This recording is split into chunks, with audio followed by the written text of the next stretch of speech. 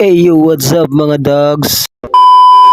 New day, new life, new tattoo session na naman tayo. So, pasensya po pala kayo dyan sa tsura ko kasi kakagising lang natin dyan. Ayan, umunat-unat pa. Ngayong araw nga pala is mag-home service na naman tayo. So, alam nyo naman guys, basta home service ang labanan magligpit na ng kagamitan. Sa part na po pala na to is iniisa-isa na nating ilagay yung mga dapat nating gamitin sa pagtatato. At ito nga po pala yung ginagamit nating machine dyan na Floxmax. So, shoutout nga pala sa nag-sponsor niya na hindi ko nababanggitin yung pangalan. At pagkatapos ko po palang magligpit ng mga gamit dyan is nagkape na tayo kasama natin yung partner natin. Ayan, kita niya naman dyan. At syempre pag magkape tayo is wag natin kalimutan yung lambingan.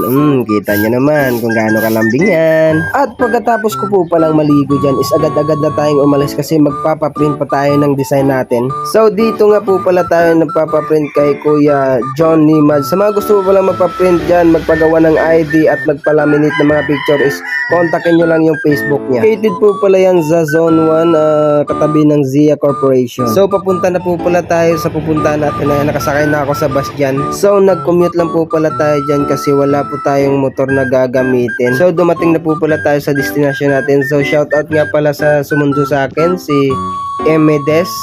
Isa po siyang massage therapy. Sa mga gusto po magpamassage yan, i-PM nyo lang po yung Facebook niya, Emedes. So ayan, i-PM nyo lang po yan. So ito na po pala yung bahay ng pagsiservisan natin. So sa part na to is mag-stencil pa ako ng design ni ma'am. Ayan po yung design ni ma'am.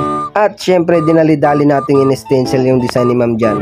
So si ma'am po pala is nagtatrabaho sa Amerika. At tuwing nagbabakasyon daw dito si ma'am sa Pilipinas ay nagpapatato daw siya. So bago nagpatato si ma'am is tinanong niya muna yung kaibigan niya kung merong kakilalang tattoo artist. So yung kaibigan niya pala is natatuan na natin nung nakaraan. Kaya tayo pala yung tattoo artist na binigay ng kaibigan ni ma'am. So salamat nga po pala sa kaibigan ni ma'am kasi tayo yung napiling tattoo artist. So bago po pala tayo magsimula dyan is shoutout po muna pala sa Black Magic Tattoo product ng Osos Tattoo Supply. Ayan po yung in-order natin. Masyado mabilis po dumating. At syempre salamat na rin po pala sa Green Dragon. Yung sticker nila, ayan po. Maraming salamat po. So sa part na po pala na to is natapos na nating linisan yung paglalagyan natin ng tattoo ni ma'am. So ayan, nag-stencil na ako dyan. Pagkatapos ko po palang in-stencil yung design ni ma'am is agad-agad na tayong nagsimula dyan. Yung gamit ko po palang needle dyan is 5RL, 7RL, 9RM, tsaka 11RM.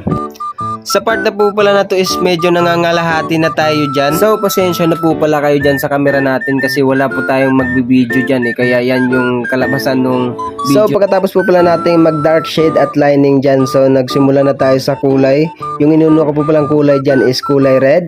So sa pagkukulay po pala is yung palagi nating inuuna dyan is yung mga dark na kulay. Kasi po pag inuna po natin yung mga light na kulay dyan is mamamansyahan siya ng mga dark na kulay natin.